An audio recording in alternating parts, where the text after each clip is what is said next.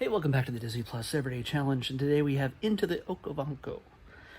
This is a 2018 National Geographic documentary special kind of thing. It is an hour and 33 minutes long. It follows a group of explorers to the Okavango basin area. How do I say this? The river basin, Okavango River Basin. It starts out with a guy named Steve.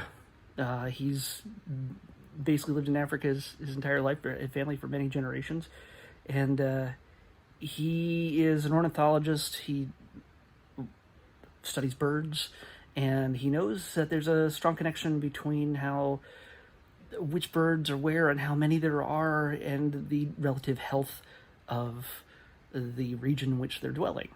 And he sets out to put together a team to explore and find the root of the delta here. There's a number of different little tributaries that sort of reach into this delta, this very verdant area that sits in the middle of the Kalahari Desert. Nobody's really completely sure of the absolute source of the area because it begins in Angola. For those of you who don't know, and I didn't know this much about Angola myself, is that it is an increasingly industrialized nation in Africa. There's constant building and expanding and modernization and everything else there, at the expense of a lot of nature. In addition, there's been an ongoing civil war for a very long time, and it has resulted in war-torn areas. They had the biggest tank battle in history since World War II in that area, and we get to meet a woman who grew up. One of her first memories is the sound of an AK-47 and shooting through her home as her family of 20 clustered into the bathroom to hide for weeks from the ongoing onslaught. So Amjay, she joined the group. She's a marine biologist. She wanted to be the Little Mermaid when she was little. But she didn't say she wanted to, learn about fishes or anything else. She wanted to be the Little Mermaid. But the closest thing she got to it was to become a marine biologist. But also for the bush. And the bush is, of course, the land, the wilderness that surrounds, that permeates much of Africa, but less and less so as man pretty much has its way with it over the years. One of the very first things they show you in this, and they throw up a statistic. Well, by the way, this is very much not your normal documentary. It's not I shouldn't say not a normal documentary, but I mean, it's not facts, data, here's charts, it's not very stuffy in that. It's absolutely gorgeous. It's shot beautifully, either with drones or with underwater cameras, high above, way below, and everything in between. It's some amazing things. But one of the first stats they give you is the fact that since mankind has joined the world, let's just say, the industrialized world has expanded. More than 77%, I believe that's the number, 77% of the wilderness in the world has been eliminated. It's just gone. 77% of the wilderness that existed in the world before man came along. And 10% of that 77% happened in the last 30 years since 1990.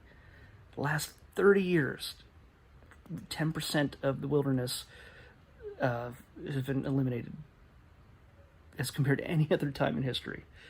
Yeah, there's tons of natural disasters and things like that. There's all sorts of other things, but man is really, really super efficient at destroying pretty much anything he comes in contact with no thought as to how it might affect anything else. If anything, you learn from this documentary is that everything is very much connected. We like to say that we're all connected, whether it's, social media or, just being able to travel anywhere we want to for the most part. Well, maybe not now at this moment, but at least Americans anyway. But imagine we can go to any corner of the world anytime we want to, if we needed to. Hit all 7 continents if we felt like it. And if we didn't, we could always just watch it, learn about Africa on Disney Plus or any other part of the world. And we could talk about it on social media, like I am right now, making a video. But the world's been connected in ways that we can't even imagine. It's happened long before we came along. And in this film, you get to see what it's like, and these people who are used to dealing with nature, dealing with aspects of nature, going on what is a 4-month trip in what they think is just going to be a river exploration. It becomes more than that. It becomes less than that also. These people brought together, realize what the world would look like if we never existed. If we didn't exist at all, and if we stopped existing and didn't take everything with us. Like I said a couple days ago with the flamingos, which are also were in the center of Africa, Tanzania. I'm learning a lot about Africa this last week. So hey, that's kind of cool. I mean, that's one of the things I really love about this project that I'm doing here, this Disney Plus Everyday Challenge, is that I'm seeing things that I wouldn't have normally picked. I know I said this a bunch of times, but I wouldn't have necessarily said, oh, you know what, into the Okavango? Sure, let me watch that. I may have checked out the trailer, maybe that would have pulled me into it, but honestly, for the most part, I wouldn't have actually sought these things out as much as watching, Captain America Winter Soldier for the 50th time. Yeah. So, yeah, it's kind of great. I'm fortunate that I tricked myself into doing this, because these documentaries, for one, I love the way these things are shot. They're so freaking beautiful, using the red digital cameras and everything else. I know some of the technology, and God, I wish I had some of that technology, and I wish I had a means to get out. Man, it makes me want to travel the world every time I watch one of these things. And maybe I wouldn't get to the Okavango necessarily, but man, it makes me just want to get out and go explore strange new worlds. Seriously, even on this planet. It's truly breathtaking, and you get to see not just the nature, but you get to see these people put to the test and experiencing things they didn't expect along the way. Whether it's coming in contact with a river that it literally, even through satellite photos, they couldn't really get a clear view of what this area was like. And so it was a mystery as to the route. They went up as far as they could, starting in Angola, going through Namibia, and then into Botswana. In Angola, which is industrialized and been pretty much messed with. And this is where Anje, the girl, I hope I'm saying her name right, she speaks better English than I do. But she's from this area. She grew up there, and when she gets to see these parts of Angola in the most remote nature, just remote natural areas, she can't believe that it's the same country. Like she's stepped into another world or another country that isn't her own. She sees elephants for the first time in Angola, in her world, in where she lived. It's like some of us going, into the country and seeing a moose for the first time, or a deer, or just a wildcat or something like that. They run into not just nature issues with the river almost not being there at some points, but when there is river, they actually run into some animals, and not all of them are friendly. And it comes out of nowhere, and it will make you look at hippos a whole new way. Let's just say that. Yeah, and you get to see their shock and reaction at some of these terrifying moments. And there's other parts where they see the destruction of man due to being in a war-torn area. There's an area where they had to go through that is filled with landmines. At one point, they had cleared away well over 27,000 landmines. Not their crew, but the people that were in charge of that kind of thing had to remove well over 27,000 landmines just so that people could get through that area. So, and it's the area which they had to go through in order to get their boats in the water and everything else. It's unsettling. You see you see the husks of broken tanks, exploded tanks, and other vehicles just rotting along the shoreline. It's something to see. It's something that I never expected to see. I didn't know much about this, and I'm learning. I like that I'm learning. Again, I highly recommend people who are teaching their kids at home, and if you have Disney Plus, take some time to share some of these things with them. Make a test out of it. If they give them a quiz afterwards, ask them what was so important about this area, and what did they find to be the most interesting or surprising thing about this land, and what was their favorite animal they saw. It's just depending on the age group and everything else, but this is the kind of thing where you can make this kind of stuff even more educational. Let them learn about the bigger world and how we can work to not screw it up so badly. This effort, by the way, since the guy Steve and his group, a lot of them are ornithologists, and they track as they were going. You see them calling out birds just by looking at them, going, "Oh, there's a certain, I can't remember the type of bird. There's a duck," and then they'd say there's like 40 ducks, or oh, it's a white-headed duck, or it's a open-billed whatever, and they'd say, oh, there's 6 of those, or there's 27 of those, there's about 150 of those, and they do estimations, and they keep track and they mark down where they found him using a GPS, and so they, using all this data and all this information, they've been able to hopefully get commitments from the governments of each of these countries they pass through to help preserve and protect this land. And it's not, like I said, these things have existed long before we ever came along. And some people might say, well, why do we have to protect them? They can survive no matter what. We're talking about protecting them from us. Because, yeah, they've survived all these years, but so much of it is gone. There's moments where we see a lot of the land burned away, and some of it's still burning while they're there. And when they run into some of the people that are responsible for those fires, it's not who you expect. And it's not necessarily malicious. It's how some people hunt. There's even a tribe that they meet where they had not had a visitor in 40 years. They have modern, clothes, like tossed off clothes that somebody must have brought from civilization, from their tribe possibly, but they hadn't had a visitor from outside their tribe in over 40 years. It's alien to them to see these people, and they spoke Portuguese, and they spoke, they were able to communicate with them, and they learned a little bit about why these fires existed and what happened to them, and in some cases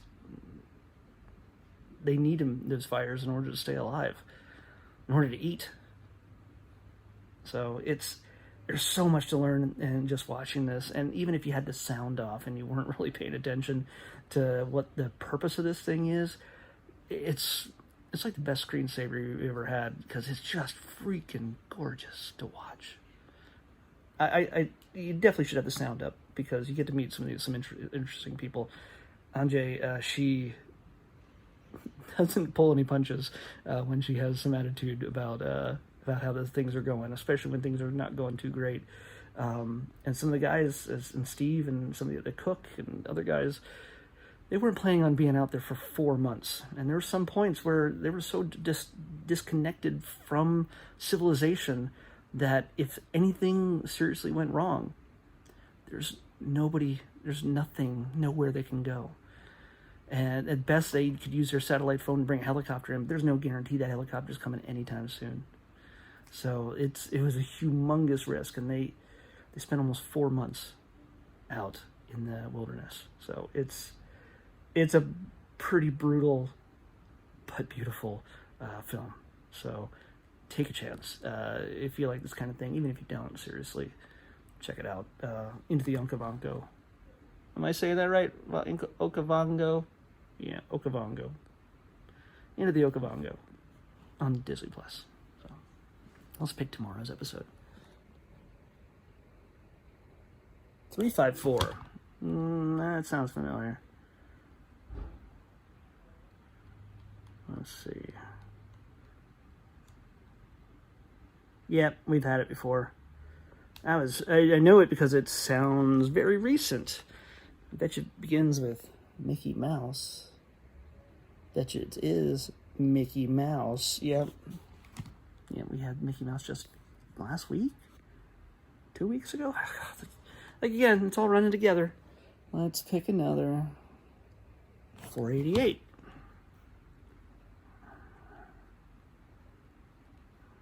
488. 480. Oh, we already had 488. This is going to take a little while. 488 was Sharks of Lost Island. Ooh, that was a little while ago. Pick another one. 240. 240. Oh, that's a beautiful singing voice you got there. Thank you. 240. Oh, well, it's one of those ones that are all blacked out, and I can tell you what it is. It's one of the Home Alones. Oh, it's even the one with you know who in it. You know, that kind man who owns a building in New York City and helps boys who are lost. 445. Man. 445. We've had this one too. 445. Under the Quack Pack. It's Queen of Katwe. Another great film. It's not a documentary, but it did take place in Africa, and it is one of my favorite things. If you haven't, check out my review of it. But yeah, Queen of Katwe is one of my favorites on Disney Plus. 411. I think we had this one too. Man, I think it might be time to refresh the list. Wait, I missed it. 411. Yeah, we've already had 411.